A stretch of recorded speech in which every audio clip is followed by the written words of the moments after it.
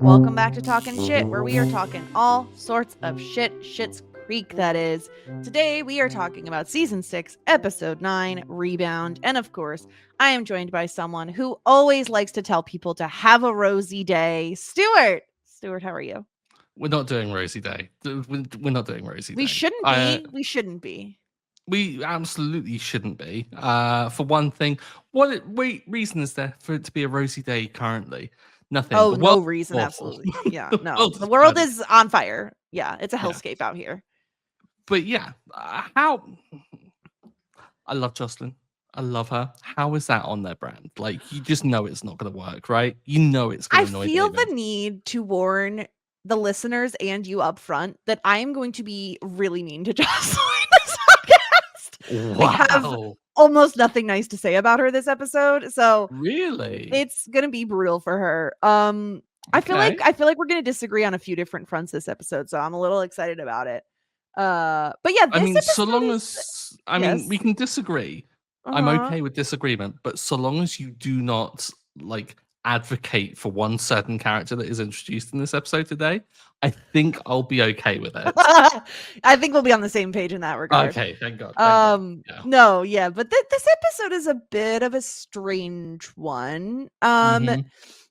It doesn't feel like it's making a ton of moves in terms of like plot progression. Nope. Um, and I mean, yeah, I get. We'll argue whether or not there is like a warm and fuzzy moment. There maybe is one. And yeah, we're there. But anyway, what did you think? Broad strokes, broad thoughts. What am I saying? Yeah. Um. Okay, here's the thing. So we've had like five and a half. Well, we're over half. So like over 5.5 seasons of people continually telling me the show gets better and better. And maybe my expectations have been built up a little bit too high Yeah. because I expected six to be just all bangers all the time. Yeah, all bangers, no And skips. Yeah. there's been a real stinker this season, in my opinion, that I kind of warmed up to over the pod. I didn't expect a second stinker. This one just wasn't Yeah. it for me. Like it had good Yeah. moments, don't get me wrong, but I was there just going, are we doing this? Really? Are we? Yeah. I get that. I do understand where you're coming from. I think maybe where I land is obviously this is not a season of like all bangers, no misses, but I do think that every episode has at least like one or two things to enjoy about it. And so maybe Mm, that's where like that statement comes from is earlier on in the run, it feels like there are more clunkers, or at least like the show is trying to figure out what it is. Uh, hmm. and this at this point, I feel like the show knows what it is. And so even if the entire episode or every plot line isn't our favorite, there are still fun moments to be seen in these episodes. Yeah, So yeah. yeah. I think you've talked about it before, where basically they've got all of these plot ideas probably up on a board, and I think they just looked at this slot and gone, okay, it's post like kind of the breakup. We need like just a quirky, fun one that's like not going to be too heavy on the feels or heavy on the plot or even going to pull focus in terms of the comedy. So let's take that one that's left on the board, that one that's left on the board, and let's just have Alexis on a rebound. And it's like, Yeah. all right. So it's like, for me, I'm just like, what's other than allowing that space to breathe between episodes and like to digest everything that's happened in the episode before? I'm like, what's the real point of this episode? Like, I could absolutely skip it, is what I'm thinking about it, which is not necessarily bad. Like, I'm not saying that it's an awful episode. Like, it certainly like had moments where I did laugh. Even the things that I'm gonna be like, I hated, like, because Artie just the freaking worst. I'm just gonna say it already. We know what we're gonna think, and I'm like, oh, I hate it. But actually, his moments are really brief, and it gets over quite quickly. And And so this isn't like that's a multi-episode relationship. Like yeah, it's yeah, that is the thing that I think Schitt's Creek is really good at. It's like they're not gonna make us put up with a really bad storyline for like a really long time, generally hmm, speaking. They're really, really good at that. And I think the more I think about it, the more I think that this season is a season of peaks and valleys versus, so it has some of the best of what Schitt's Creek has to offer, but it also Mhm. has some not so great things. Whereas maybe like a season 5 or like 4, 3, whatever, are more consistently good, right? There's like longer stretches of really great stuff, or like good to great stuff. Whereas I would Mhm. say this season, like there are still a few episodes we haven't watched yet that I think are among the absolute best in Schitt's Creek. So it could be that as well, plus it's hard to say like every season gets better except season 6. That one falls somewhere in the middle. It's like it's easier to just be like it always gets better every Oh time. yeah. And it's Yeah. absolutely a thing of like expectations. Is I'm going into this going, I'm expecting like to cry or to just laugh myself silly, and it's like when it doesn't do it, I'm like, eh. So I Yeah. blame all of you. I blame you Yep, everyone's at specifically, fault. Jessica, Of but I course. blame everyone that has Yeah. guested, everyone that's written in. You're all the worst. How dare You're all you? at fault, No, I including love me. you all really. All right, well, let's talk about what happened this episode at the top with our little recap. Poor Alexis, grieving her breakup with Ted, she rebounds with Arthur, aka Artie, an elderly gentleman who wines and dines Lexi. All Ugh. of the Roses are bothered by this, of course, but none more so than Johnny. Johnny interferes, telling Artie to tread lightly, as Alexis is in a delicate place right now. Artie then calls things off, causing Alexis to spiral because she can't even date an old guy. But Johnny is there to give her a warm hug and a there. Meanwhile, Joclyn needs part-time work and basically strong arms David and Patrick into hiring her at Rose Apothecary. Luckily, she's a really great saleswoman, even if she uses phrases like have a rosy day and rings a frickin' bell when a sale is made. David finally comes around to the idea of Joclyn working there just for her to say she doesn't feel like it is a great fit. Lastly, Moira pisses off the town when she describes Schitt's Creek as the last place you'd want to end up in an interview. She makes things right by creating a tourism video in which she says, if heaven had a creek, it would be this one. And yet, in the entire tourism video, she never says the actual name of the town she lives in. Oh, Moira, that's our episode. There are moments with like in kind of like not stinker episodes, like I'm using that kind of like phrase quite flagrantly, but like episodes that haven't quite met the mark, that are supremely rescued by Moira doing something at the very end, like that just absolutely kind of like swoop in and be like, that's what it was all building up for. Thank you very much. Don't doubt us. It was such a swing of genius. Like the cut, even like I totally didn't expect it. I thought, oh, we're gonna get credits, and then all of a sudden you get the little timer thing. I was like, this is brilliant. I love this. That Yeah. I was so on board for. It was absolutely ridiculous. The smiles she was making, like just the fact that she's like freaking out that her car was egged. She pulls in Stevie as like a star witness.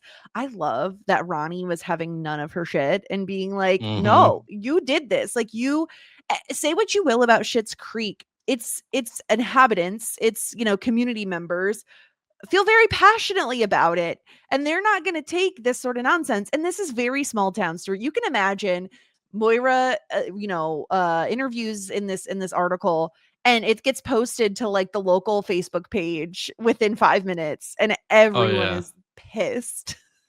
Oh my god, local Facebook groups are wild. So where I used to live, there was like a community Facebook group for like the area, and I got in because it was invite only, and so I had to like Yeah. do the apply because I need to know some information about like bin deliveries or something like that. Something really boring, and all it is just people complaining about parking spaces being stolen, people not using the right bins at the right time, and I'm like, Yep. people, do you not have better things to do with your day? Really? Is this what Yeah. we've come to? It's the same everywhere, right? Like there's an app or like a website next door. I don't know if you have that over there, but I joined it for, I'm trying to remember why. There was a reason I went on it. Gossip? Probably because I was snooping about something.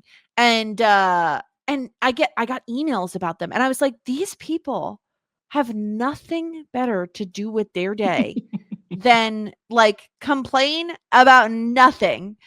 I had to unsubscribe because I was like, this is actually irritating me that people feel the need to like complain about such small potatoes.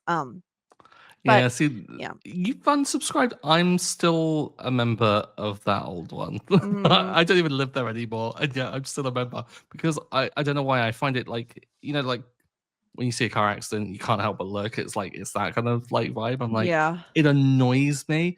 I am the problem with social media algorithms is that like like the rage baiting. I fall for it. Like Yes. that stuff engages me too much. I really should unsubscribe because it's not good. But I kind of wish they would be a bit more salacious though. I kind of like throwing a bit of gossip. Like if you're like Yeah. being such a nosy neighbor that you're like looking out your window and watching people and stuff, tell me who's fucking who. Like, tell me who's like going and doing the deal with people. Like, I want to know this stuff. Like, don't bore with me with bin chat. Tell me who, like, the old lady's shacking up with now that she's got all this free time, now that husband's dead. Give me that gossip. Yeah. Is that too Yeah. much to ask for? No, there's not any good gossip. It's always like problematic, like semi-racist, like, oh, Yeah. did you like it always falls into those buckets and it's like this isn't even fun. Mm-hmm. But yeah, Moira pisses off everybody. And I love that the town of Schitt's Creek is so kind that even their like protest signs are like, you really hurt our feelings. I thought it was so much more effective because it's like if you give like proper hatred in them on vitriol. No, it's like it's the whole like I'm not angry, I'm just disappointed. It was Yes. like that hit harder, right? Bob was It so was upset he so went funny. home for crying out loud. Like she hurt their feelings. We know we've seen Bob cry quite often, so I would imagine he was a little bit in hysterics over We've this. got cry therapy. We found out Now he has last cry week, wasn't it? therapy. Oh dear. Yeah. So yeah, that's what's going on with Moira. Not a ton else to talk about it in this segment, but I do think like she brought a lot of the laughs that I gave this episode, but specifically the very end with her like, oh, and if you want quiet, come into Rose Apothecary. You'll never hear any noise here. It's so ridiculous. I thought actually like the whole like choice of like which plots obviously have gone into this episode. I think that one made perfect sense with what happened obviously in Rose Apothecary, in Joclyn kind of like shading them for it being so quiet and everything like that. And for Moira to do the exact same thing, it just builds on this whole thing of like, does anyone shop there? How is this store successful? How are they doing it? Yeah. Speaking of, let's talk about Joclyn and her part-time work at Rose Apothecary. I resent her. I resent her so much that like, Patrick hasn't told David this yet, but Joclyn has already approached him about like wanting some part-time work.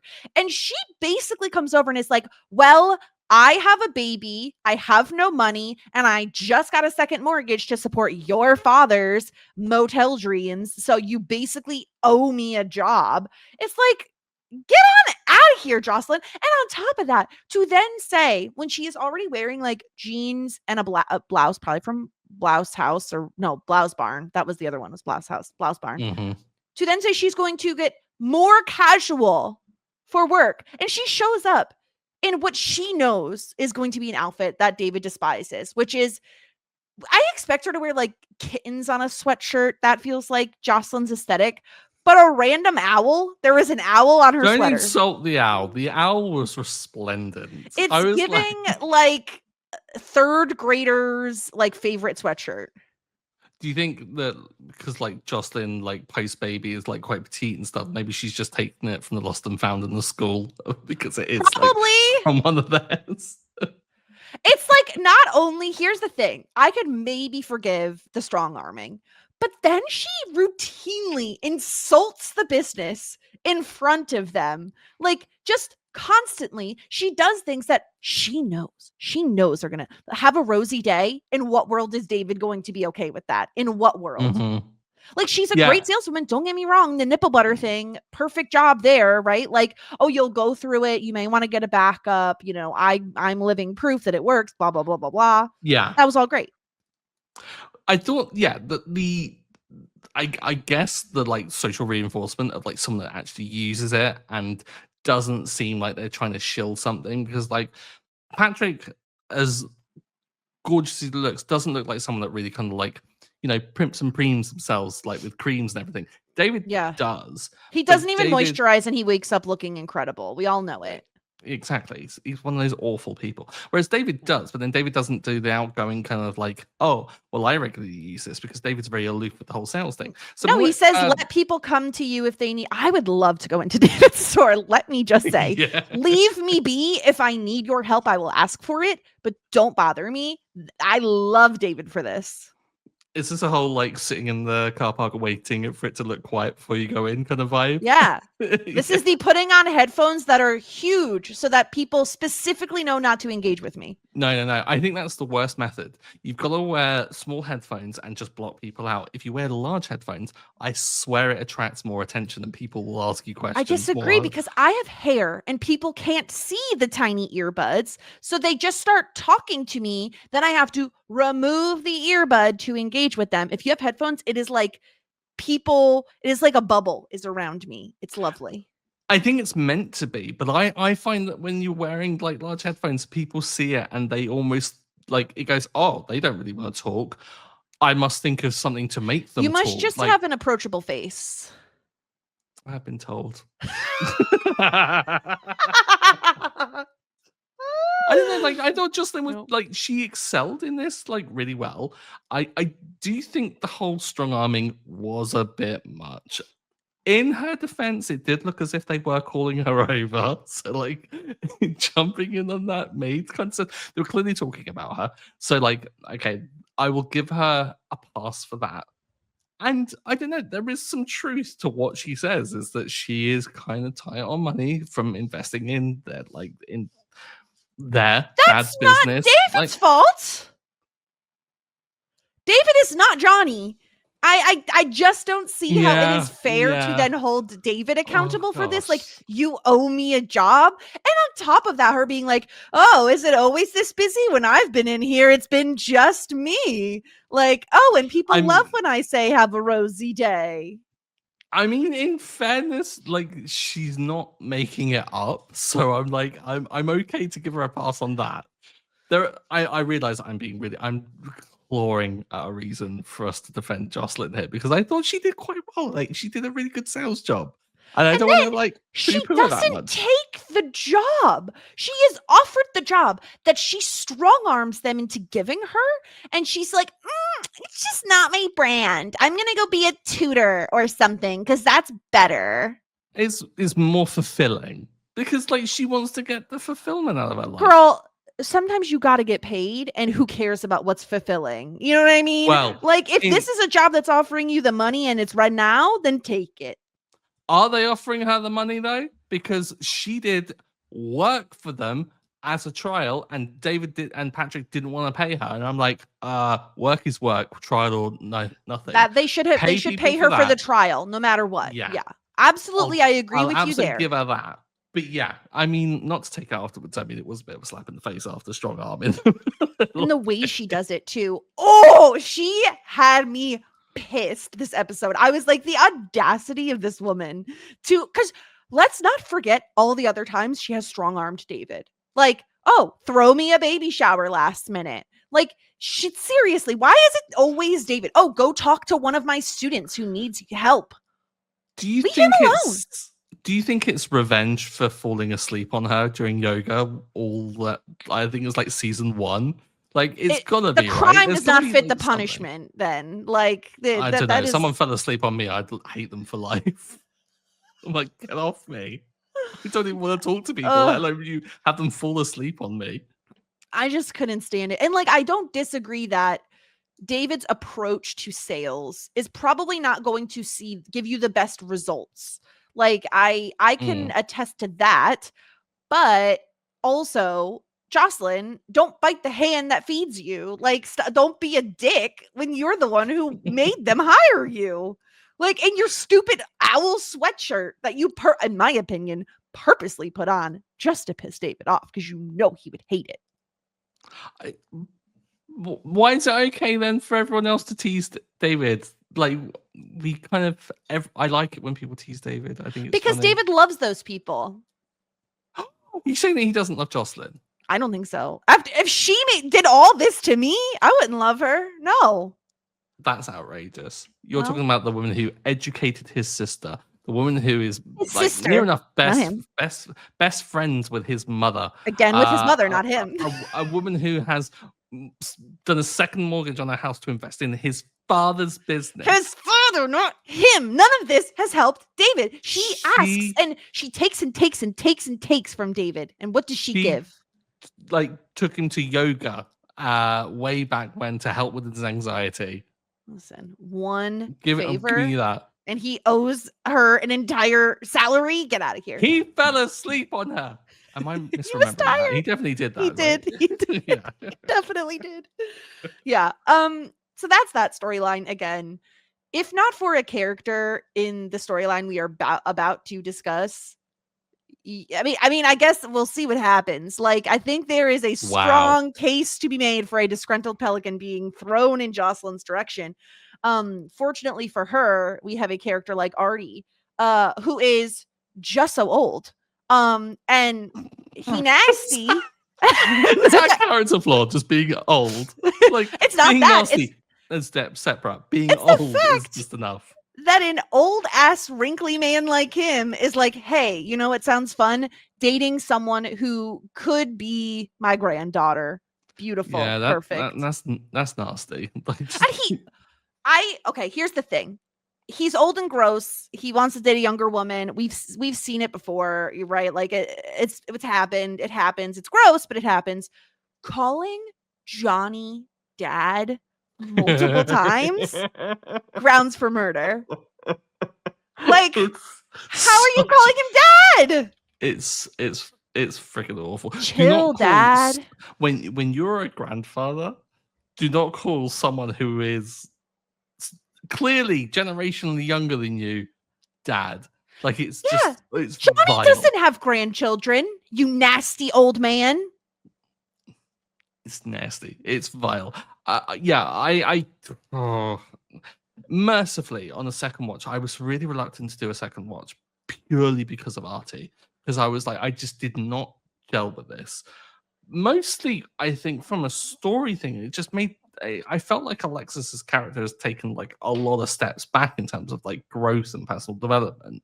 And I get it. It's meant to be like post-breakup. Everyone's a bit manic and like you do silly things. And obviously it's dialed up because it's a TV show and everything like that. But still, I was just like, is Alexis that dumb? Like, I don't feel like Alexis is. I do think they explain it at the end. They do a really good job of like, you know, when she gets broken up with, she's like, oh my gosh, this is horrible. Like, he's some old gross man and I just got dumped. Like, I was just looking to like have a good time. Like, you know, I think I think she knows what she's doing when she's dating him. I don't think she is under the impression that like this is the one, right?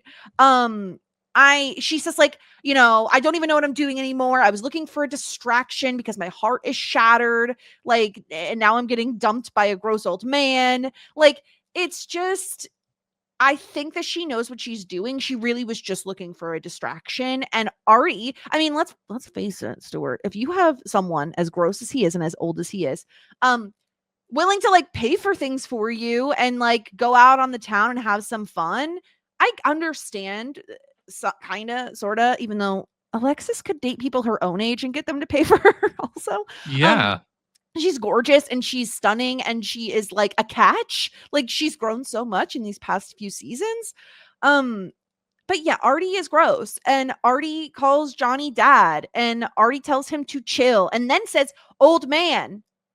He says old man to Johnny while liking jazz music and like Cat Stevens and has low blood sugar. What are we doing here, Artie? I mean, don't judge people for their music. Do you like jazz music, Stuart? Are we about to discover that you like jazz music? I like eclectic music, so like I don't like demonizing people like purely for like certain musical tastes. But jazz though, we can demonize jazz a little bit, right? Like, where is the pattern? Can we just pick a pattern? Can we pick a rhythm and stick with it? We've all seen La La Land and found Ryan Gosling to be completely unbearable in that film, right? Like, if you're white and you're really like extreme on jazz, like fucking that should not be your personality.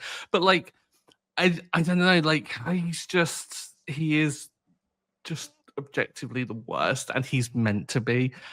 And I don't know, I can't, as much as I feel like Alexis is going into it knowing and is, I don't feel like she's been like swindled into something, or like she's like not thinking in her right mind. Like, you're right, she's going into it knowing that she wants a distraction. I'm like, girl, you could do so much better than this. So much better. Oh, certainly. Yeah. Like, I think the thing is it's making very clear that even though Alexis has grown a lot, she still has flaws. We all do, especially when we're in like as Johnny says, like a very vulnerable space. Like, she just recently went through a really tough breakup that isn't it's not an easy breakup to get over. Not that any are, but because he didn't cheat, she didn't cheat. It was like the timing wasn't right, and they live in different places, and that's the reason they broke up, not because they don't love each other. And that's like a way harder thing to have to go through, in my opinion, at least. Like, if you don't have a reason, if you can't villainize your ex, it makes it very difficult to then move on. And so yeah, I get it. I understand why, even as gross as Artie is, and he wears like not an ascot, but what the hell is he, like a scarf on at one point? Like a scarf, yeah. It's Miss me. I swear, if a man I dated ever was like wearing a scarf that was not meant for like keeping warm in the winter, I'm immediately out. That is the biggest ick of like all time. Just like an ascot, get out of here. There's something to the whole like waistcoat, like shirt, and then the scarf like mixture that just kind of screams midlife crisis. Hello, fellow kids, or what, like that's what it is. Yeah, it's disgusting. I calling hate her it Lexi. so much. I love that God. David was like, "Call me Davy." Oh, so good. But the thing is, he did. Like, he didn't pick up on it. Oh God, there were just so many cringe moments with the whole interactions with Artie. Like the fact that he called Alexis up because he couldn't open the picture and she had to explain the whole double tap. I was like, oh, you talk about ick about the scarf. That was the biggest ick for me. I was like, that's horrendous. Yeah. And he like owned a chain of trailer parks. I'm like, so again, they're like dialing up the whole, I don't know, like there's something, maybe I'm being very judgmental. Yeah, like the sleazometer was like just being dialed up a little bit for that. I was just like, no, don't want to be part of that, like at all. The fact that he's introducing Alexis to his grandchildren and all his family members for like a weekend away, like immediately, is also disgusting. What I want to ask you about, and where I think I'm wondering, I guess, if our opinions will differ, is I want to know how you felt about how Johnny handled all of this. Oh gosh, so. I mean, part of me wants to do the whole no, don't interfere and all that stuff, but like, well done, Johnny. Like, I can't fault Johnny in this episode at all.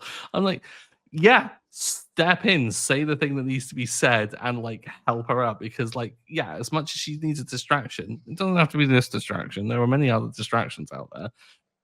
Get this guy out of here, and whatever you can do to kind of like, I don't know, inadvertently throw a spanner in the works of that, I'm all here for. Are we on board there? Like, you're appreciating that, right? I am surprised and elated to hear you echo exactly my sentiments, which are yes, in a perfect world, we could say dads shouldn't interfere, like keep to your own business. I think maybe you could argue, have a conversation with Alexis, not with Artie, right? Alexis is the one who is your daughter. Maybe you can talk her, or at least understand where she's coming from.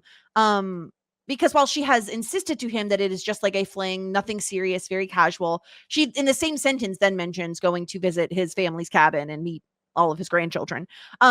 So and I do think the way in which Johnny has a conversation with Artie is about as gentle as he could be. And there are times where if I'm Johnny, I want to wring this man's neck. Like, calling me dad multiple times is like, okay, we're like, we need to calm it down. Especially after like expressing a clear, like, lack of appreciation for that. Yeah. It's like, I wouldn't say that. Like, no. And I like that he doesn't say, get the hell out of Dodge, like stay away from Alexis. He doesn't say any of that. He says, my daughter is in a bit of a vulnerable space right now. She just got out of a rather serious relationship a week ago. I'm not entirely sure what she's doing, but you may want to tread lightly. And like that is so different in my opinion than like threatening your daughter's boyfriend or like punching him, like anything like that, right? He's just saying, please tread lightly. My daughter is in like a very vulnerable space right now and I'm concerned about her. And like to give Artie like a single gram of credit, he does then end things. He doesn't continue it. He gets out immediately. He's like, "Oh, understood," and then immediately cuts it off next time they really talk and stuff. Which, Yeah. like you say, is a point in Artie's kind of like favor. I'd say that. I think it's probably like the lightest like finger on the dial that like Johnny could have done without overstepping the mark. And I can understand Alexis's immediate reaction when she kind of realizes of just like, "Oh, you spoke to him," kind of thing. Yeah, but someone has to at least tell Artie what he's not seeing, which is that Alexis is in crisis right now. And like, I think he's doing the best thing possible. Does it go against my usual take that Johnny shouldn't interfere and Johnny should just let adults be adults and stuff? But like, ultimately, no, he's still her parent and he still has a duty to look out for her. And I think that he's just doing the best thing he can do with the lightest possible touch. Johnny finessed it, I think.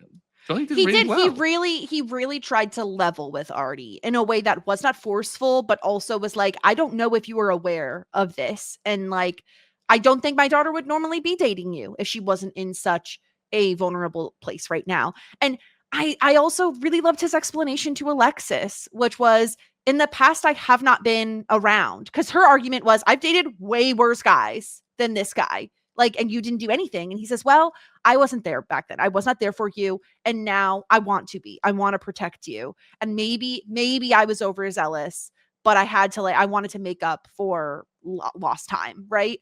I just thought that was like a really reasonable explanation for why Johnny was acting how he was acting. It feels very similar to the conversation he was trying to have with Patrick a few episodes ago of like, he feels like he has missed out on a lot of time with his kids. And he feels like now that he is involved in their lives, he feels protective over them. And he didn't have the moment when Alexis was 16 and brought home some dude who had a bunch of tattoos that he didn't like, right? Like, he didn't have those moments to then learn what to do and not to do as a father. And now he's kind of learning it. And I'm not saying that like Alexis needs someone. She's obviously been in much worse situations and gotten out completely fine. But it's not necessarily about what she needs. It is like knowing that her dad is there to comfort her. I think was just like so lovely. And like, if we are going to say there's a warm fuzzy moment, it is most certainly when Alexis is breaking down and saying like, what am I going to do? Like, what am I going to do now? I don't know what to do from here. And Johnny just so awkwardly is like, okay, cry for a bit. And then he's like so uncomfortable and he's just like, wonder when David will be home. I think that like, it's, I mean, good advice. Just cry for a bit. Like, I think you have to just, mourn the ends of relationships at times. You do have to just take time and acknowledge that and have a bit of a cry and get it out of your system. So cry a bit was probably good as well. But I think as well, like Johnny then saying, I wonder when David gets here, I think speaks a hell of a lot of how this is a responsibility that has never really sat with Johnny. It's ordinarily David who's been the one that's been looking out for her a hell of a lot. Like, David's the one that's like getting her fake passports and colored contacts, like get her out of sticky situations. Like, this is, and with David pulling away a bit and getting like more involved with Patrick and not being as available for Alexis in this time, Johnny is stepping in to fill that void, and it's a role that, like you say, Johnny has never really done previously, and it's only because of how close the family have gotten over these like years that they've been in the motel that it makes sense for that to come about. And it's worth acknowledging that that never would have happened years ago. Like, Johnny would have been so distant from even knowing what Alexis was up to, let alone being able to like step in and help. So I think that's like I think a double barrel like fuzzy moment, because not only do we get Johnny comforting Alexis, but we also get that kind of realization of just a measurement of how far they've come as characters, which I always love, like, acknowledging, because it's one thing to say, oh, when we first met them, they were really kind of like vain and really money obsessed, and now they're very different, and they've come to like love the motel and things like that. And it's like, no, no, no, they've grown in so many more facets. Like, there is a huge like breadth to these characters, and it's why we love them so much. It's because they're well written characters who are, I mean, they're still sitcom characters. We're not like, they're not the most complex written of characters there are, but they're more complex than typical sitcoms are.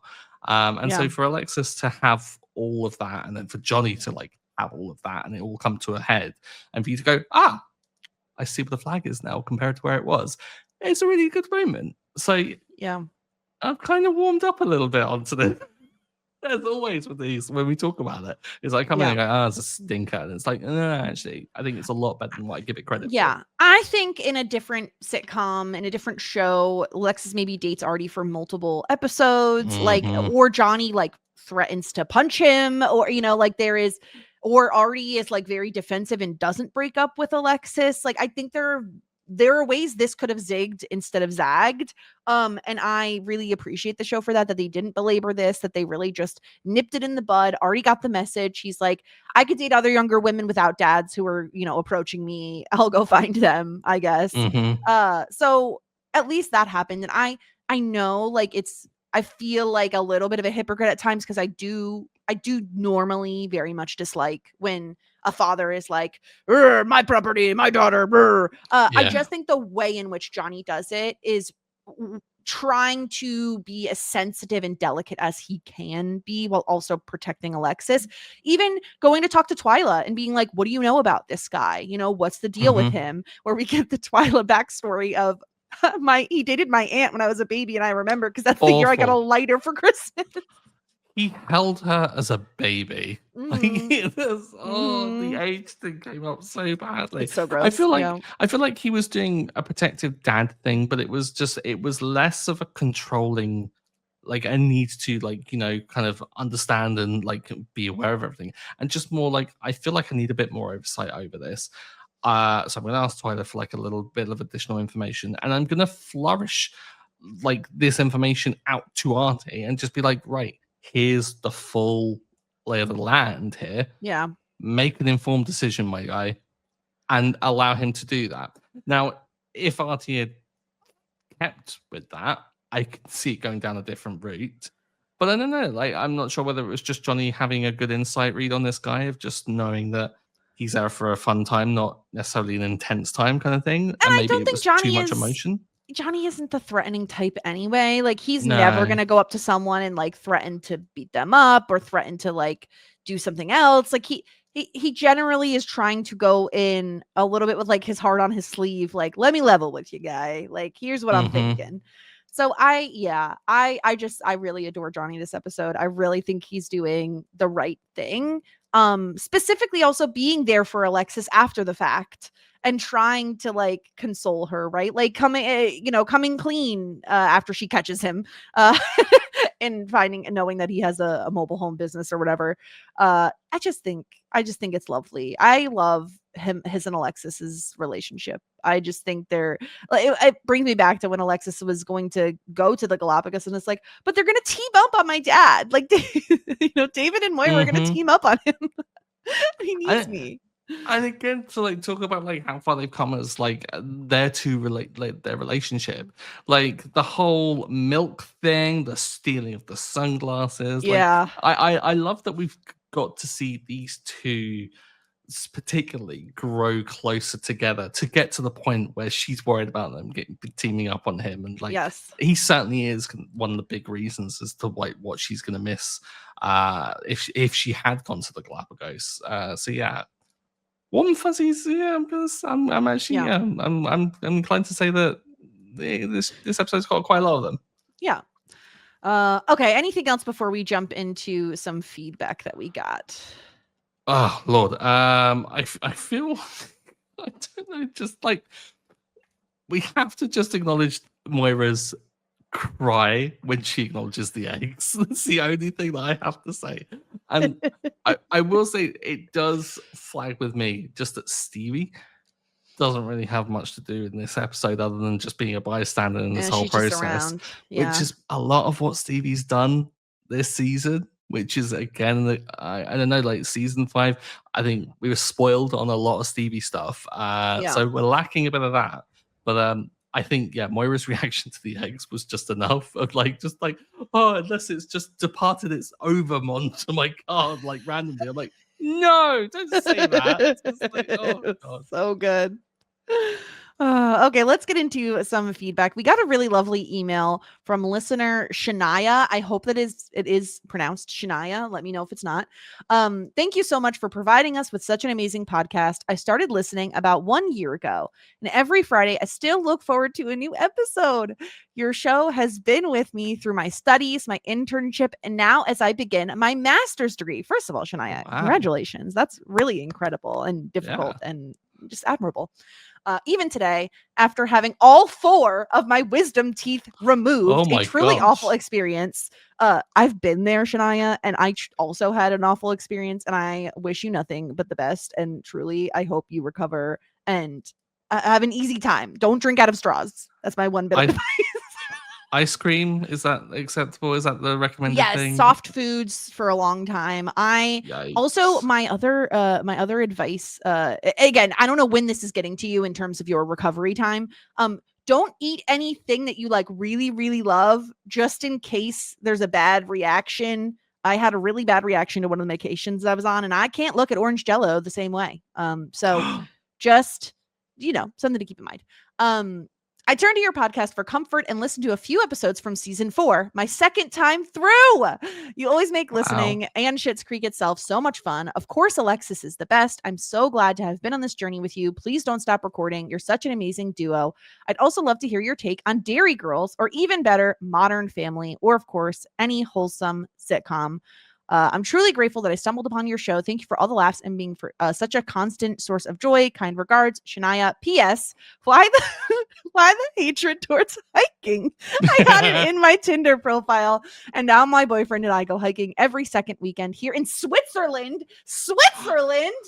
International. So I love it.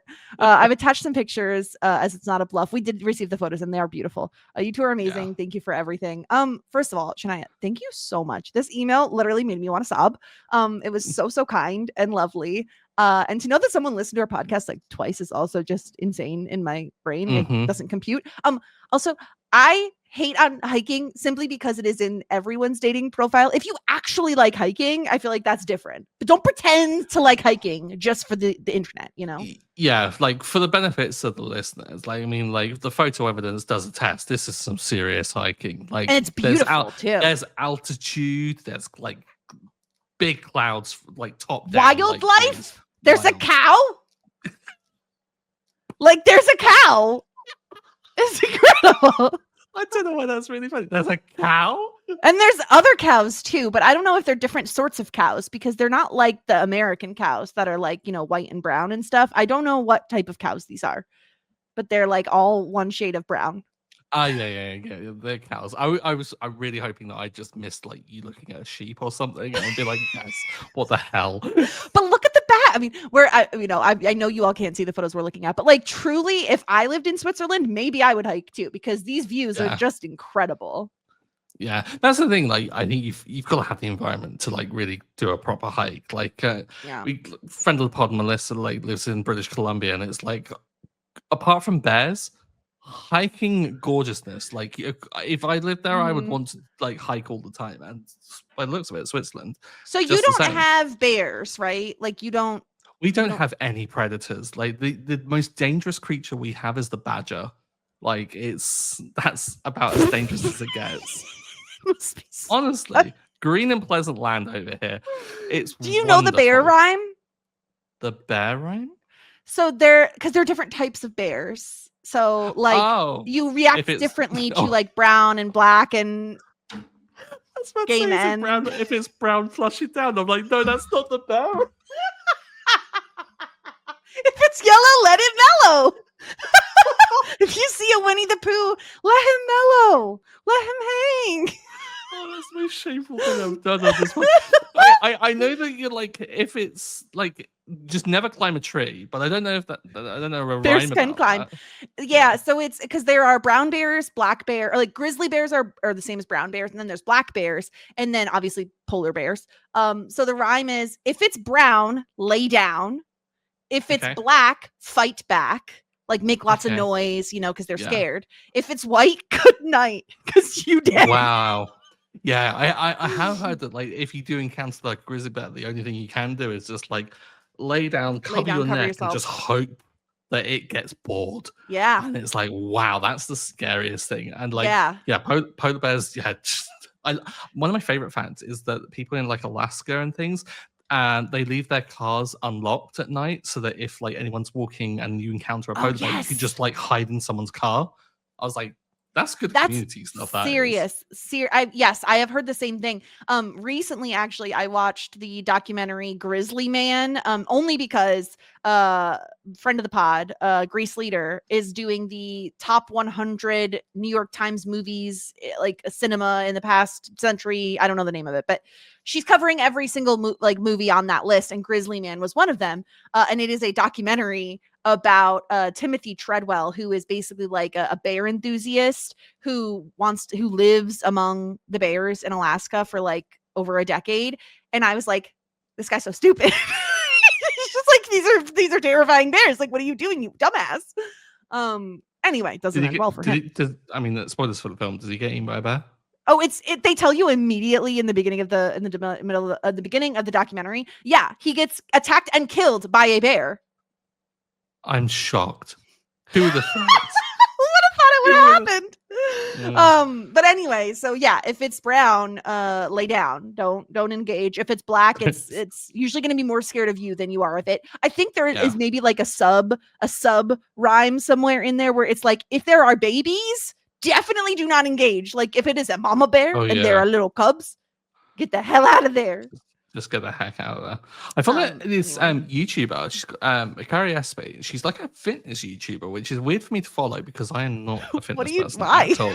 But she's just a really endearing personality who has like a wonderful family who's really supportive. And her vlogs are actually really entertaining. I would highly recommend them. But there's one where her and her friend are cycling through like forest, and there's like a bear warning, and like for a brief moment it's very delightful and endearing vlog. It's like, holy shit, this is serious. Like a bear could literally run out and kill them. I was like, that's wild to think about. The worst thing I have to worry about are like getting on the bus at night, and like other people are the risk in the UK, not animals. I mean, I'm more afraid of other people than I am of bears. But I have like camped in bear country where there are bears. Like it's a thing. You just have to be safe. Don't leave food out. Like there's precautions you can take to avoid having an encounter with a bear. Also, don't approach a bear. Like if you see a bear, same thing. If you see a bison, if you see a massive animal, how about you don't engage with it? How about you let it live its life in the wild? How about we encroached on its land and took it? And so maybe just let them live. Sorry, not to make a little soapbox, but seriously, leave the animals alone. Let them live their lives. Anyway. You hear it here now, people. Leave the animals alone. Let them live. Thank you so much, Shania. Your email was truly incredible. Also, I deeply apologize if that is not how you pronounce your name. And please let me know so I can get it correct in the future. Because I like to get, I like to get the names correct. You should have intentionally pronounced it wrong. Then we would have got a second really lovely. Yeah, it was second lovely email. But then we could lose a listener.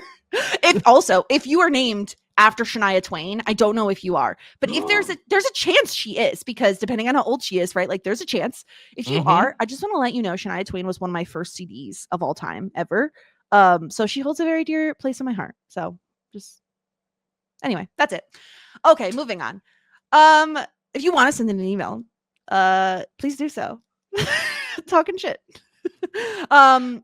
Okay. Time's running out, people. We're getting to the end of this. We're on episode 9. Speaking We've of, got, like, only a handful left.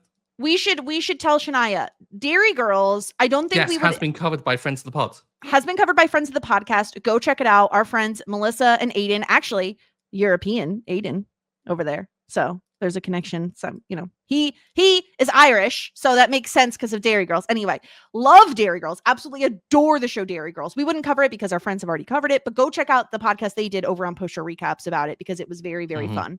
Really and Modern insightful. Family, I have seen. Have I seen all of it? I think I have seen all of it. I feel like I did a rewatch of it not super long ago, although I will say, like, some of it does not hold up super well because of the obvious aspects of, like, it came out in the early aughts and there's like a gay couple in it, and there's shit that's said that's not so great in PG and Right. perfect. But yeah, I feel like I've watched a lot of that show just exclusively with clips on TikTok. yes. All I know is I kind of like the fact that Sofia Vergara's character is like, she really loves the old guy, and she's like, everyone thinks I'm with him for the money, and it's like, no, because he's really sexy. And I'm like, I don't know why, I find that to be the most adorable thing ever. Like, yeah.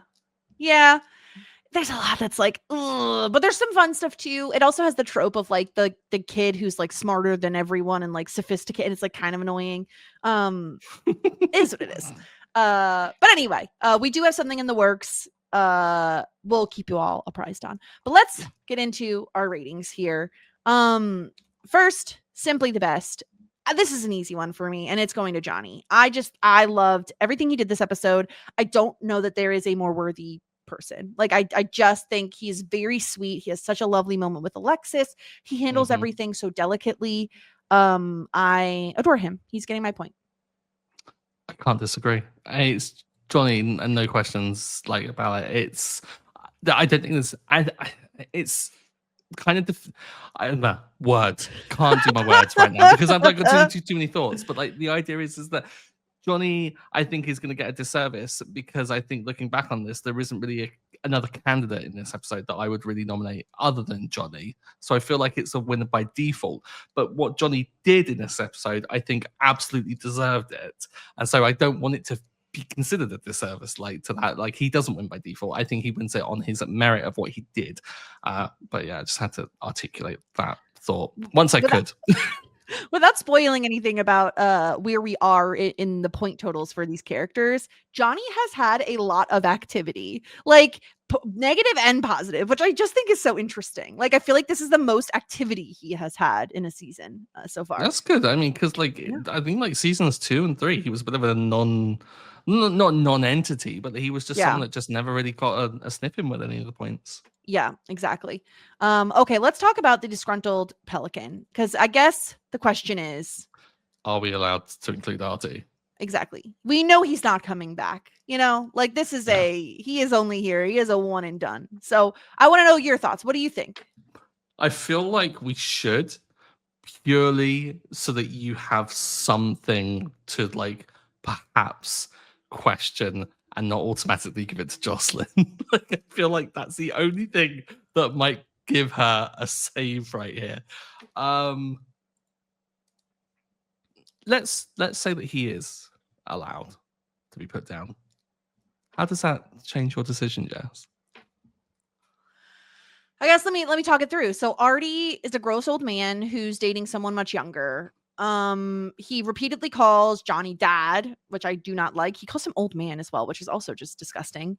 He acts like it's very normal that he is dating someone who is so much younger than him. He doesn't know how to either like a photo on Instagram or open a PDF, whatever he was calling Alexis about, right? Just bad. The ascot. Oh, good God. The ascot is awful. Whatever. All of that is bad. On the other hand, when Johnny does say, hey, this is a problem, my daughter's in a vulnerable space, please like take that into consideration, he does end things right away. That's really good. It's probably the only nice thing I have to say about Artie. Joclyn, on the other hand, beyond being really good at sales, which she does excel at, I do think she does a really lovely job. I think she sells a lot of products. She's really good at kind of using her social sway to get people to buy things. I also kind of hate a character who is pretending to be nice, but is actually just being like very passive aggressive. It is so irritating. The fact that she practically begs, no, not even begs, blackmails, I don't even know, like strong arms these two into hiring her only to then put down their store in front of their faces constantly, do things David so obviously hates, all to then get offered a job which she then says, I'm better than this, is like so absolutely infuriating. Beyond being good at the sales job that she then doesn't take, I don't know what other nice things I can say about her. Like, she literally changes into a worse outfit to go to work. What are we doing here? Like, oh, it's not my brand. You're right, it isn't, which is why David didn't want you here to begin with. I will say that was a lot of emotion, Jess. I just can't. I mean, make your choice. Make your choice. I'm doing it to Joclyn. Here's the thing. I'm never going to see Artie again. Yes, he's gross. We can all agree on that, okay? We can all agree that the age difference is very inappropriate.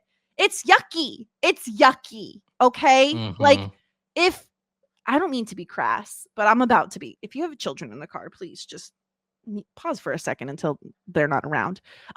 If your balls touch the water when you're sitting on the toilet, you shouldn't be dating someone Alexis's age. It's gross. God help me. God. Yes. Can I nominate you for LVP for that? That's outrageous. It's nasty. Also, the asshat is truly unforgivable. Like, it gives me the biggest ick, not above his age, because his age is really high and gross, but it is like up there. It is the biggest ick. It's so nasty. Oh gosh. Okay. See, my predicament is that I kind of don't think that he should count, because with exceptions that we've made to this, so like ordinarily we only include people who are, main characters. We include people who make a profound impact and do something so supremely shitty that we can include them in. So like the Taylors, who had nothing redeemable about them whatsoever. You've given a good point, which is that he does not a compelling thing, but he does a slight thing that puts a point in his favor, which is that he does just gets out of there as soon as possible. So I'm kind of like, oh, does it kind of revoke his eligibility? In which case, I have to give the point to Joclyn as well. Yes, come join the dark side. And I feel bad because I'm trying to redeem her a little bit. Maybe I will say I'm not gonna actually entertain the possibility of giving David a point here, but the thought of not paying her for work that she has done, really bad. Putting your notice here, David. Pay people. But if he does another half bad thing in another episode, we can point back to this one and be like, we remembered, and now you've earned it.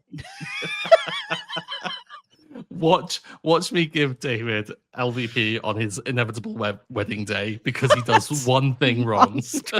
Absolutely monstrous.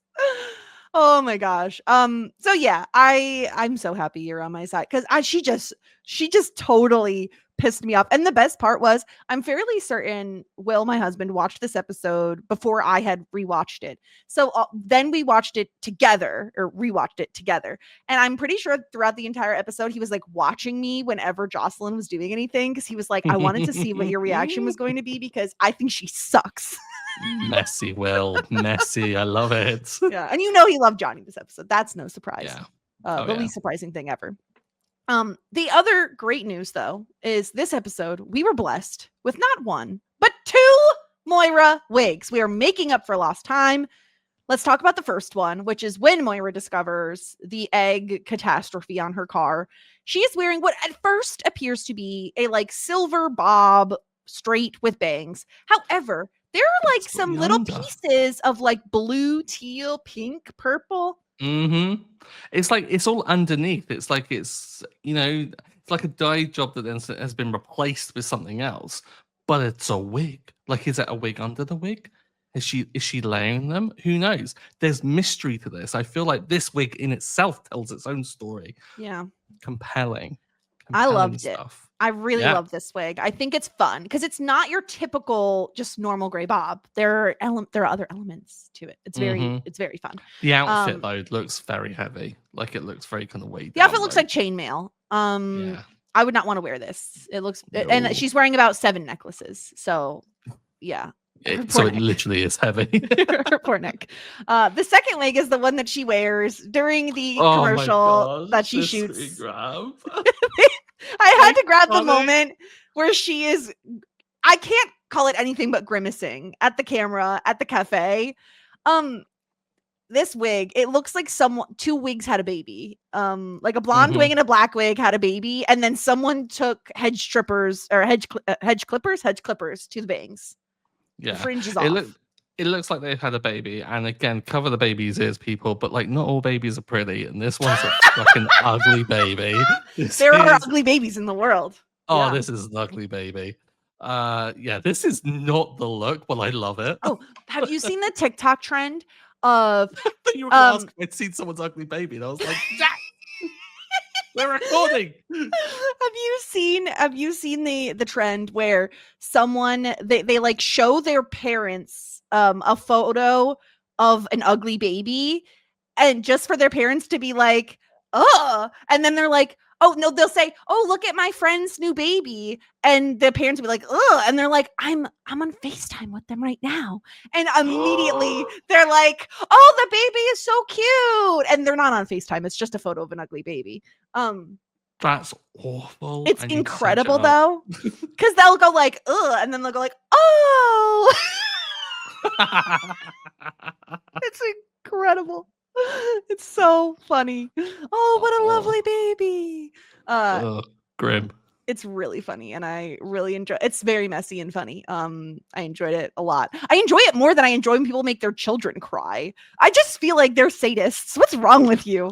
Yeah. Can we cut this thing out? Like, social media, as we all know, is probably the worst thing that's been invented. But the thing of parents making their kids cry for like likes, views, videos. I ate all your Halloween candy. Yeah. Elf on the Shelf can get in the bin. Like, cut that stuff out. Stop traumatizing your kids. Yeah. He's watching you. Like, what a perv. Yeah. I will say though, those Jimmy Kimmel videos of like the parents eating or pretending to eat the candy from Halloween and stuff, and the kids who they don't like tantrum, they just go, wow, that's really bad of you. I'm like, love it. Good on you, Raise kid. those kids. Yeah, good on you. Or the ones who are just like, oh, well, did you like it? Like, they're very sweet about it, you know? That's really like avocado energy. Thanks. Yes, oh, an avocado. Yes, don't like, exploit your children for likes. It's really weird.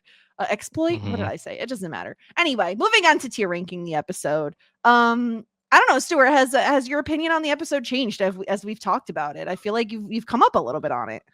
A little bit, yeah. I think I was leaning kind of you, David, possibly for this. I think maybe I'd be happy for it to be in Love That Journey for me. What are your thoughts?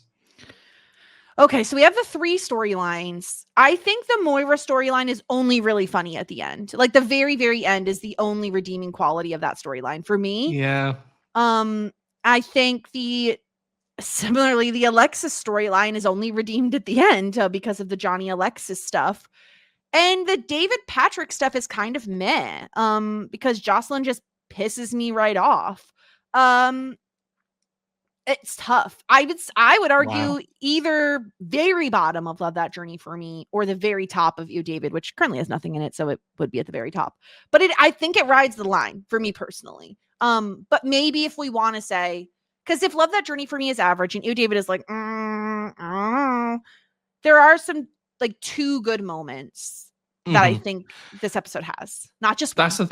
That's the thing. I think if it wasn't for those 2 little floaties, this thing would be drowning. Like, it'd be down below the level. I think those 2 things rescue it just enough to like, but it is very bottom of that list. Teetering on that edge. I love That Journey for me. Teetering. Love That Journey for me. Perfect. So that's where that one lands. I mean, it is what it is. But next week we have a new episode. Season 6, episode 9. Nice. No, season 6, episode 10. Sorry. Sunrise, Sunset. Oh. Sunset Bay? Maybe? Is it soap stuff? Is she going to get called back for it? is she gonna get apart again? Like, is she gonna come back as her like a triplet sister? I was just gonna say, soaps love. No one is ever dead in a soap. No one is ever dead in a soap. Truly. Have you ever heard about Neighbours? It's an Australian soap. I have. Yeah, it's fantastic. It's what Margot Robbie was in like way back in the day. And I was watching it around the time that she was in it and stuff, because at that point, university students were just, we all loved Neighbours. I remember piling everyone into my room and we watched this infamous episode where a plane crashed and everyone was like cheering to find out who survived and who died. And it was fantastic. But anyway, there's a character called Harold, most lovable guy in the world, who played tuba for the Salvation Army and everything. He goes missing. Years later, turns up with amnesia. It's the most soap of course he ever. does. Phenomenal. More TV shows need to have this tropey like storytelling. I remember there's a joke from Friends where they're talking about all being on a soap, and Chandler says like, "Oh, then we'll all just or all sleep together and then get amnesia or something." It's like, yeah. I mean, I'd watch it. Yeah, attractive people on Friends. Anyway. Sounds like honestly the premise for a Netflix like new reality show. Yeah, let's all sleep together and then get amnesia. Everyone sleep with each other and then go to the villa and vote people out.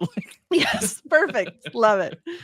So that will be next week, season 6, episode 10, Sunrise, Sunset, as we approach the final 5 episodes of Schitt's Creek. And then, of course, we're going to cover the special and do a series wrap up. But the final 5 I definitely didn't just swing my arms out so widely that I knocked something over. I've never had such an obvious piece of evidence that I should stop talking with my hands. Just gesticulating so much. I'm on a podcast. No one cares where my hands are going. You can't even see them most of the time. Benefits of the video pod. You get to see Jess absolutely recoil at her own. Oh, God, I need help. Anyway, I did remember an eagle-eyed watcher on YouTube did point out that last week I did forget to change out my graphic. And I did remember today, for those of you who did catch that last week, number 1, let's pretend I did it on purpose just to see if you were paying attention. Number 2, we are covering Buffy over on Shit 90 Shows Taught Me. If you want to check it out, we're in season 5, which apparently people really love. I'm enjoying so far. And I will just say, spoilers for Buffy. Get out of here if you don't want to hear it, okay? Cover your ears, just for a bit. Just cover your ears for a second. There was a moment that totally gooped and gagged me. I gasped. I rewound it 3 times. And it only to find out it was a dream. I was devastated. And it was Spike and Buffy kissing. And I was like, what is going on? And it was a dream. And I was very upset, but not upset. I was mostly just like, you got me. You got me, show. Anyway, go check out the podcast. It's a lot of fun. That's all I have to say. Wild. I have nothing to plug, only to say in the updates of what I've been watching on TV, I've gone from dark to the Gilmore Girls, and such a wild let's just say it is such a swing, but I'm so here for the Gilmore Girls. It is crazy. Max is low-key the worst. I'm not a fan of Max at all. Season 1 ends wildly. Love Emily, love Trix. Bring on like these really sassy old women. More of those in my life, please. Thank you very much. Yeah, looking forward to finishing that off, but I've blitzed through it. Autumn is here. Autumnal vibes, everything. Bring it on. Yeah. No, Gilmore Girls is a really good shout for autumn viewing. If you're looking for something specifically for autumn, definitely Gilmore Girls fits the bill. Going from dark to Gilmore Girls, though, is just such a wild, like, absolute insane pivot. I don't even, my brain hurts just thinking about that. I'm trying to think of anything. I've been rewatching the show Upload because it is like a sci-fi comedy that is on Prime, and I covered it back in the day on post show recaps, and I had totally forgotten Grace and I covered it on post show recaps once upon a time on full spoiler recaps, and I was like, did I see season 3? And yes, I did, and I covered it on a podcast. But I was like, I need to rewatch because I don't remember anything that happened. So a glowing review. Yeah, I know. I mean, I don't think season 3 was that good. I think I remember saying they need to finish it with season 4. I think that was my takeaway. I'm also rewatching Succession because I was because I don't need to say why, Yeah. because it's Succession. Yeah. That's why. Where are you up to? Oh, I barely started. I think I just finished Sad Sack Wasp Trap. So still like midway through season 1. Wow. Yeah, I love the show. This is gonna sound like going from dark to Gilmore Girls, but I was watching it while I was playing Stardew Valley. It's like the most wholesome content with like just depravity. What can I say? I'm a complicated person, okay? Yeah, get that Stardew fixed because new update is going to be coming at some point. Yeah, I know. If he doesn't give me Haunted Chocolatier soon, I'm gonna rage. It's never happening. I'm never gonna get it. Jess. It's George R. R. Martin. It's the George R. R. Martin of video games. Do not say that. That's I know, it's really mean. outrageous. He's very young. He's How not George R. R. many Martin. free updates of I know, he's Stardew lovely. Valley. I'm so sorry. Please don't hate me. I love you so much, and I do love Stardew. And plus, we're going to a concert in October. We're going to they do like is it Symphony of Sounds or something like that? They're You're doing the one of them. Yeah, I'm going to Stardew one. Yeah, Stardew one. Jealous. So I had to. They look really good. Yeah, I had to play again so that I could be in the mood, in the vibe. It very much gives autumnal vibes too, even though you play through all the seasons. Stardew feels autumnal. Anyway, I think that's everything. You got anything else you want to tell the people, Stuart? No. Okay. We'll be back. We'll be back next week with some more talking shit, some more Schitt's Creek. Until then, everyone, warmest regards and best wishes. Tweet us on Facebook or leave us a review, and you say, yeah, okay, I think I will.